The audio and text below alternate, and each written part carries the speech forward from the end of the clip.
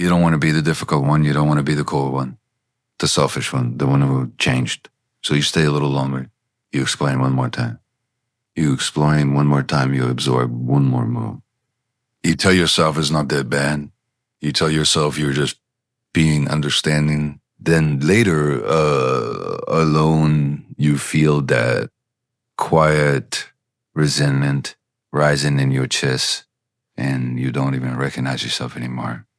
If that feels familiar, stay with me. By the end of this video, you understand why you keep overgiving even when it hurts. And you'll know exactly what to say the next time someone crosses your boundary. I'm going to give you the sentence. I'm also going to show you what's actually happening in your nervous system in those moments, because it's not weakness, it's wiring. And here's the part no one tells you. The reason you keep doing this isn't because you're too nice.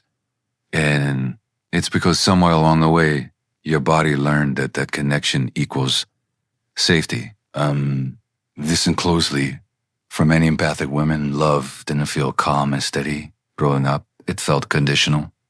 It felt like reading the room. It felt like noticing when someone was tired, irritated, stressed, disappointed, and adjusting yourself accordingly. You became perceptive, not because it was cute or magical. You became perceptive, not because it was cute or magical. Imagine being a little girl who senses that when mom is overwhelmed, the whole house tightens. Or when dad is quiet, something is wrong. So you scan, you anticipate, you soften your needs, you become helpful, you become agreeable, you become emotionally fluent. Your nervous system links one message very early. If I keep everyone okay, I'll be okay. That's not a personality flaw. That's intelligence under pressure. But here's where the loop starts. As an adult, when someone is upset with you, disappointed in you, or pulling away, your body doesn't just register disagreement. It registers danger. Your chest tightens. Your stomach drops. You feel urgency. You feel the need to fix it now. And even when part of you knows this isn't fair, another part of you whispers, just smooth it over. Just make it better. Don't risk losing them. So you do, and afterwards, you're exhausted because you didn't just solve a problem, you abandoned yourself. And here's the subtle twist. You call that empathy. But true empathy does not require self-erasure. Let me give you a small scene. Your partner comes home irritated, short tone, heavy sighs. You immediately feel it. Your body goes alert. You ask what's wrong. They say nothing, but you can feel it's something. Instead of staying grounded, you start adjusting. You become extra gentle. You try to cheer them up. You replay your day to see if you did something wrong. Hours later, you're drained. They're fine. And you're the one who feels off. This is the pattern. And here's the part that matters. Your nervous system would rather lose authenticity than lose attachment. Let that land. For an empath, this connection feels intolerable, so you overfunction to prevent it. But here's the quiet cost. Every time you override your own discomfort to keep someone else comfortable, your body keeps score. The resentment builds, the fatigue builds, and the invisible loneliness builds, and you start asking yourself, why do I keep doing this? That's loop one. We're going to close it. But first, I want you to notice something in real time. Think of the last time you said yes when you meant no. Feel that in your body for a second. Was there a tightness in your throat? A flutter in your stomach? A little voice that said, don't make this awkward? That's not weakness. That's a stress response. Most empaths don't fight or flee, they fawn, they appease, they soothe, they shape-shift, not because they're spineless, but because somewhere in their history that strategy worked. And here's the surprising reframe. The part of you that overgives is not your enemy. It's a younger protector who believes your survival depends on being needed. When you try to just stop caring so much, it doesn't work because you're attacking the very strategy that once kept you safe. So instead of shaming that part, we get curious. What is she afraid would happen if you didn't fix it? Would someone leave? Would someone get angry? Would you be seen as selfish? Stay with me here, because this is where it shifts. Boundaries are not about controlling other people. They are about telling the truth about your capacity. And for empaths, the hardest boundary is not with others. Boundary is not with others. It's with your own anxiety about disappointing them. In a moment, I'm going to give you a 60-second reset you can use before you answer anyone. And later I'll give you the exact sentence you can say when someone expects more than you can give. But first, we need to understand why your body reacts so fast. When you sense tension, your nervous system scans for threat. If you grew up in an environment where love felt unpredictable, your system learned to resolve tension quickly, not because it was your job, but because it felt safer than sitting in uncertainty. So now as an adult woman, highly emotionally intelligent, self-aware, thoughtful, you still feel that same urgency. It's not immaturity. It's memory. And here's the part no one tells you. You can be deeply empathetic and still not responsible for other people's emotions. That sentence alone can feel radical because you've built your identity around being the steady one, the understanding one, the one who can handle it, but who handles you. Let me ask you something gently.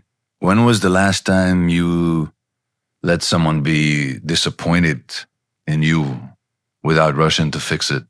When was the last time you said no and didn't immediately explain yourself? When was the last time you felt someone's mood and chose not to absorb it? And when was the last time you asked, what do I actually need right now? Just notice what comes up, not to judge it, just to see it. Because awareness is the beginning of choice. In the second half of this video, we're going to move from awareness into action. I'll walk you through a simple 60-second reset you can use today when you feel that pull to overgive. I give you 3 boundary sentences you can use without sounding harsh.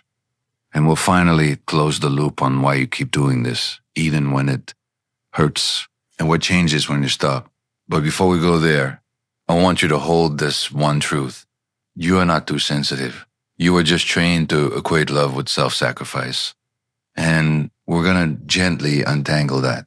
Now let's practice a reset you can do anytime you feel that pull to overgive.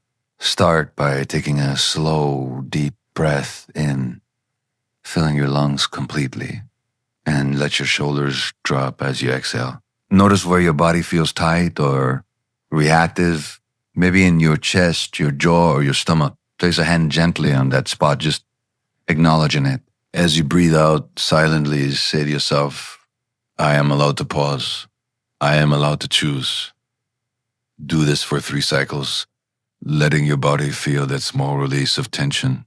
This simple rhythm, breath, body, inner sentence creates a tiny pause in the storm, giving your nervous system permission to respond rather than react. Once you've practiced that pause, you can bring it into conversation. For example, when a family member demands more from you than you can give, you might say, I hear what you need, but I can't take that on right now. Or I need to step back for a moment, and I'll come back when I can be fully present. Or simply, I'm not able to handle this today, and that's okay. Notice how different these sentences feel from your usual automatic yes or I'll fix it response. They are not cold, they are truthful, they are protective. Here's a self-check you can do before engaging with anyone emotionally triggery. And ask yourself, am I clear about my limits right now? Am I responding out of fear or obligation? Am I carrying someone else's mood instead of my own? Do I actually have the capacity to show up fully, or am I running on autopilot? Take a breath after each question. and notice the answer. Often your body gives you signals that your mind hasn't even processed yet. That's the clarity you've been looking for. Let's go back to the loop, why you keep overgiving even when it hurts. It's not because you're weak. It's not because you're bad at boundaries. It's because your nervous system still remembers that keeping others comfortable equals keeping yourself safe. But now, as an adult, you can update that memory. By pausing, saying no, and protecting your energy does not endanger your relationships. It simply shifts them to honesty and respect, which ultimately deepens connection instead of eroding it. Here's the part most people miss. Boundaries aren't just about saying no. They're about sending your body a message that it's safe to exist fully without dissolving into everyone else's chaos. It's letting your nervous system know that you can experience discomfort, that someone might be upset, and that you will still survive. This is radical for empaths because you've spent so long unconsciously prioritizing emotional survival over physical and mental well-being. So next time a toxic pattern surfaces, whether it's a sibling who criticizes, a parent who controls, or a cousin who manipulates, you have a roadmap. Pause, breathe, notice your body.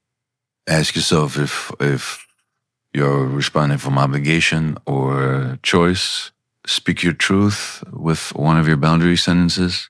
That the energy of responsibility shift back to where it belongs, on the person creating the tension, not on you.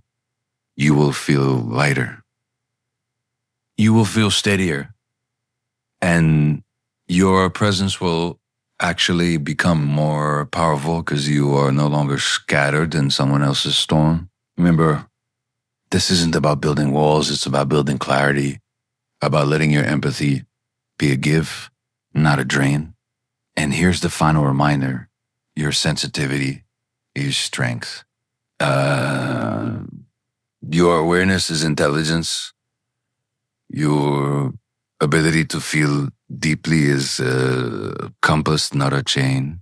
When you embrace these tools, pause, body awareness, and clear, compassionate language, you reclaim yourself without abandoning your care for others. Take a moment now to imagine yourself responding to your family's next challenge from this grounded place. See yourself breathing, noticing, and speaking your truth calmly. And feel how that small shift changes everything inside you. The old pattern is still there, but now you have the skill to step off it, and each time you do, you reset your nervous system a little more. You are learning to exist in the world fully present, fully alive, without dissolving into someone else's chaos. In the next video, we'll talk about how to protect your emotional energy from toxic relative while still staying connected to the ones you love.